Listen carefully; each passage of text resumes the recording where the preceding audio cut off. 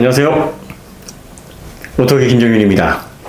저희가 최근에 펠루시드 리뷰를 하면서 롤센타 그리고 지오메트리 이런 말을 함부로 사용하지 마세요. 네, 이렇게 말씀을 드렸습니다. 저희 의도를 잘 이해하신 분들은 공감한다. 그래, 맞다. 그래야 된다. 하지만 다른 생각을 가지고 계신 분들도 꽤 많았으리라 봅니다. 그거 꼭 알아야지만 할 수 있는 거니? 그러면 그거 모르면 리뷰하지 말라는 얘기야? 뭐든지 커뮤니케이션이 잘 이루어지려면 의견을 계속 조율을 해서 공간, 간극을 좁혀야 되겠죠? 네, 저희가 그 말씀을 드리면서 어떤 리뷰에서 그 말씀을 드렸냐면 하부에서 구조를 분석하는 부분에서 그 말씀을 드렸습니다. 결론부터 말씀드리면 지오메트리, 롤센터에 대한 공학적인 개념이 없더라도 자동차 리뷰를 하시는 데는 아무런 문제가 없다고 생각을 합니다. 문제가 되는 건 그 리뷰 가운데에서 하부를 들여다보면서 구조를 분석할 때 한정적으로 발생을 하는 거예요. 왜냐하면 자동차라는 것은 대단히 복잡한 공학의 결과물이죠. 자동차를 설계할 때는 다양한 부분의 지식들이 총동원되는데 그 중에서 수학이 굉장히 많이 사용이 됩니다. 아마 오토교 채널을 보시는 분들 가운데서 이과 출신이신 분들이 많으실 텐데 사실 교육을 뭐 이과, 문과 이렇게 나눈다는 것 자체가 사실은 좀 문제가 있습니다만 우리 그렇게 교육을 받았으니까요. 뭐 예를 들어서 기계 설계하시는 분들 계시고 또 뭐 여러 가지 뭐 회로 설계하시는 분들도 계시고 다양한 분야에 종사하시는 분들이 계실 거예요. 엔지니어링에 사용되는 수학 뭐 몇 가지만 말씀드리면 뭐 공간 벡터 대수 해석이라든지 중적분, 공면적분, 곡선적분, 그다음에 무한급수, 풀이의 급수, 풀이의 변환, 뭐 라플라스 변환 뭐 이런 것들이 있어요. 기계공학 특히 이제 전공하신 분들은 뭐 크리머 공식이라든지 로피탈 정리, 행렬식, 미분적분, 뭐 로레 정리 뭐 이런 것들 기억나실 겁니다. 근데 이게 뭐 이거랑 상관없으신 분들은 쟤 뭐라니 이렇게 말씀을 하시겠지만 이게 그 전공하신 분들에게는 뭐 이게 고차원적인 수학도 아니에요. 뭐 보통 대부분 이런 것들을 1학년 그 교양 시간에들 많이 배웁니다. 회로 설계하시는 분들은 그 라플라스 변환에 또 익숙하시죠? 예. 모든 엔지니어는 공학을 바탕으로 하는데 이 공학이라는 것은 물리 법칙이에요. 그러니까 느낌으로 다가가는 부분이 아닙니다. 이거는 정확한 수식과 답을 통해서 세밀하게 조율이 되는 부분이지 그냥 이걸 이렇게 해놓으면 어떨까 저렇게 해놓으면 어떨까 뭐 이런 식으로 해서 설계자가 느낌대로 그걸 구현을 해놓는 디자인이라든지 뭐 예술 계통처럼 이렇게 뭐 형이상학적인 부분이 아니에요. 그러니까 분명하게 이게 왜 이렇게 설계됐고 왜 이런 식으로 작용을 하는지를 설명할 수 있는 부분입니다. 그래서 기계의 구조적인 부분을 접근하려면 이런 공학적인 지식이 베이스가 돼야지만 이게 제대로 된 설계인지 아닌지 판단할 수가 있습니다. 그러니까 리뷰하실 때 이런 영역까지 들어가시려면 어느 정도 공학적인 지식이 베이스가 돼야지만 그 리뷰에서 도출하는 값이 정답에 가까울 수 있어요. 물론 그렇다고 설계자 수준의 지식을 가지고 있어야 된다 뭐 이런 얘기를 하는 게 아니라 어느 정도는 기본적인 배경 지식을 가지고 있어야 좋다 나쁘다 혹은 이 부분이 문제다 아니다라는 거를 어느 정도 합리적으로 의견을 제시할 수가 있다는 겁니다. 우리가 뭐 보통 자동 생산 설비, 뭐 인수회계 이런 걸 보면 한 장소에 고정이 되어 있어서 그 내부적인 어떤 기계 장치를 통해서 결과물을 생산해내는 그런 장치들인데 자동차는 그 내부적으로 파워트레인, 엔진과 변속기가 동작을 하면서 출력을 내고 그걸 바탕으로 구동축에 토크를 전달시켜서 자동차가 움직이게 하는 말하자면 움직임이 내부적인 동작을 통해서 외부적으로 무브먼트를 이끌어내는 복합적인 무브먼트 집합체입니다. 그렇기 때문에 자동차가 일반 기계에 비해서 굉장히 구조가 복잡하고 해석이 어렵습니다. 특히 자동차는 네 바퀴 축으로 움직이기 때문에 이게 회전을 하게 되면 원심력의 작용으로 인해서 하중이동이라는 게 발생이 됩니다. 이 하중이동이 자동차의 서스펜션, 암이라든지 스프링, 쇼크옵쇼버, 또 관련된 어떤 부품들, 그 다음에 차체 롤센터, 무게중심 이런 거에 다 영향을 줍니다. 그러다 보니까 그 값이 하중을 받는 어떤 그 과정에서 지속적으로 컨티뉴어슬리하게 인스턴테이너스, 즉각적인 변화를 일으킵니다. 그러니까 수학은 도식과 답이 정해져 있기 때문에 그 개념만 알면 값을 구하기가 쉬운데 자동차는 답을 구하기 위해서 공식에 대입해야 되는 숫자가 계속 변해요. 계속 변합니다. 그러니까 대입하는 숫자가 계속 변한다는 것은 결과적으로 답이 계속 변한다는 거거든요.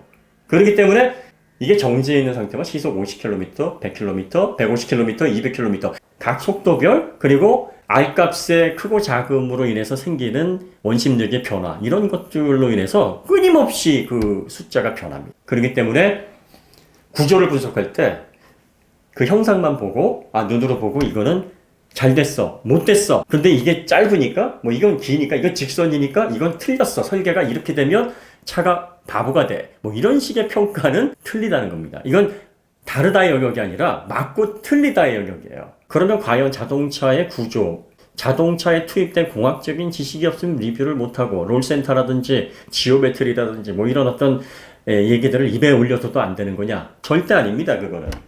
자동차는 아까도 말씀드렸듯이 끊임없이 하중이동으로 인해서 그 값이 변하고 그 값의 변화로 인해서 무브먼트 특성이 바뀝니다. 그렇기 때문에 자동차를 운행을 하면서 즉 다시 말해서 주행 시승을 하면서 본인의 느낌을 통해서 그 자동차의 완성도를 평가하는 건 얼마든지 하실 수 있어요. 그때 언급되는 지오메트리, 롤센터, 뭐 차체 중심, 모멘텀 뭐 이런 것들은 뭐 얘기하실 수 있는 거예요. 왜냐하면 내가 이 차를 타보니 이 차를 운행을 해보니 이 차가 내가 생각했던 기대했던 거동을 보여주지 못하는 것 같다.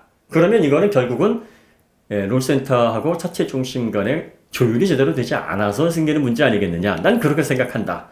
자, 이렇게 해석하시는 것은 충분히 가능합니다. 그리고 내가 생각하기에 이거는 지오메트리라는 거는 기구예요. 기구를 통칭하는 표현입니다. 그러니까 지오메트리가 좀 이건 잘못되어 있는 것 같아. 주행을 하면서 본인의 느낌을 설명하는 그런 과정에서의 표현은 얼마든지 하실 수 있어요. 하지만 차를 띄워놓고 그 구조를 보면서 내가 눈으로 보니까 어퍼하면 이렇게, 로우하면 이렇게, 쇼크업 쇼버 체결은 저렇게, 스프링은 이렇게 이런 식으로 돼 있으니까 이거 롤센터 엉망이야. 이거 지오메트리 엉망이야. 자, 이렇게 판단을 하시면 이건 정답일 가능성이 굉장히 낮습니다. 물론 이런 경우도 있어요. 우리가 그 공식을 몰라도 어떻게 그냥 답을 냈는데 그 답이 어떻게 맞을 수가 있어요. 이런 걸 가리켜서 우리가 요행으로 맞춘다 뭐 이렇게 표현을 하지 않습니까? 하지만 요행은 어디까지나 요행일 뿐입니다. 이거는 운이에요. 이거는 정확하게 구조를 알고 그 식을 정해진 법칙에 따라서 풀어내면서 도출되는 그런 답하고는 다른 겁니다. 사실 일반 소비자들께서 그렇게 접근하시는 거는 큰 문제가 없습니다. 내가 그렇게 느낀다는데, 내가 지오메트리가 엉망이다 이렇게 느끼거나, 나는 이렇게 봐도, 눈으로 봐도 이거 이렇게 설계를 했어. 이렇게 평가하는 거는 전혀 문제가 안 돼요. 근데 리뷰를 하시는 분들은 영향력이 있는 분들이고, 많은 분들에게 그 견해가 하나의 또 다른 표준이 될 수 있습니다. 물론 이건 몰라도 되는 거예요. 몰라도 상관없는 거기 때문에 아는 게 정말 대단하고 모르는 걸 그걸 왜 몰라? 이렇게 할 수 있는 영역이 절대 아닙니다. 알면 좋지만 몰라도 사는데 전혀 지장이 없는 거예요. 모르는 건 절대 부끄러운 게 아닙니다. 오히려 모든 관련된 거를 다 알고 있는 게 이상한 거예요. 그게 이상한 거지. 사람은 누구나 지식이 제한되어 있고 경험도 제한되어 있습니다. 중요한 건 모르는데 아는 척을 하다 보면 무리한 상황이 생깁니다. 정보가 왜곡되고 잘못 전달이 되면서 그 잘못된 정보로 인해서 소비자들이 피해를 입습니다. 그거를 줄이기 위해서는 아는 부분에 주력하시고 모르시는 부분들은 그냥 너무 깊이 들어가시지 않는 게 좋습니다. 저번에도 말씀드렸듯이 모든 콘텐츠에는 수준이라는 게 없어요. 나에게 필요하면 좋은 정보고 나에게 필요 없으면 아무리 대단한 지식을 다루더라도 그냥 garbage예요. 그러니까 저게 나한테 맞으면 좋은 지식이고 안 맞으면 그냥 있으나 없으나 상관없는 그런 지식이 됩니다. 하지만 중요한 건 자동차는 공학적인 베이스로 만들어진 기계 그리고 그 중에서도 가장 해석하기 어려운 그런 복합적인 장치인 만큼 그 지식을 원하는 사람들이 오류를 범하지 않도록 정확한 지식을 다뤄야 될 의무가 리뷰어들에게는 있습니다. 그렇기 때문에 뭔가 정해져 있는 법칙 내에서 설명을 해야 되는 부분이나 구조적인 부분에서의 접근은 상당히 신중해야 된다. 이것이 오토기어의 견해입니다. 저와 김창현 드라이버도 자동차 개발자 수준의 지식이 없기 때문에 자동차 띄워놓고 구조 설명하다가 모르는 부분이 생기면 이건 눈으로 봐서 모르죠. 이렇게 넘어가요. 그게 제일 편해요. 이건 눈으로 봐서 모르죠. 이건 알 수 없죠. 이거 설계자만 이렇게 미루세요. 그러면 그냥 보시는 분들도 그래, 설계가 복잡하니까 어떻게 알겠어, 이렇게 넘어가게 되고. 그런데 이제 리뷰를 하시다 보면 내가 이런 것도 모른다 그러면 구독자분들이 나한테 실망하지 않을까, 뭐 이런 생각 때문에 약간 좀 무리를 하시는 경향이 있는데, 구독자분들이 그거 다 알아서 판단하십니다. 그리고 정말 우리에게 좋은 지식을 제공하기 위해서 자기간에는 노력을 하는구나, 예, 그걸 다 알아봐 주세요. 세상에 인구가 이렇게 많은 이유는 각자 잘하는 걸 통해서 하모니를 이루라는 겁니다. 부족한 걸 서로 보충해 주라는 거고, 유튜브 채널이 그렇게 많은 이유는 그 영상을 소비하는 소비자들에게 건전한 정보를 제공하라고 이렇게 채널이 많은 겁니다. 혼자서 다 하시려고 애쓸 필요가 없는 겁니다. 자, 정리해드리면 롤센터 지오메트리를 머릿속에 지우라는 건 구조를 눈으로 보면서 해석하려고 하는 그 순간에 지우라는 겁니다. 내가 자동차를 운전해보고 이 자동차의 거동을 몸으로 느끼는 그 과정에서는 충분히 언급하실 수 있습니다. 내가 몸으로 느껴보니까 얘는 뭐 지오메트리 별론 것 같아, 뭐 롤센터가 잘 안 맞은 것 같아, 이런 얘기야 뭐 얼마든지 가능한 거죠. 하지만 그걸 공학적으로, 수학적으로 뭔가 정해져 있는 법칙에서 해석해야 되는 그 순간에서는 내가 이걸 정확한 도식에 의해서 답을 도출해낼 수 있는 배경 지식이 있으면 하시고, 만약에 그게 안 되면 하지 마시라는 거예요. 왜?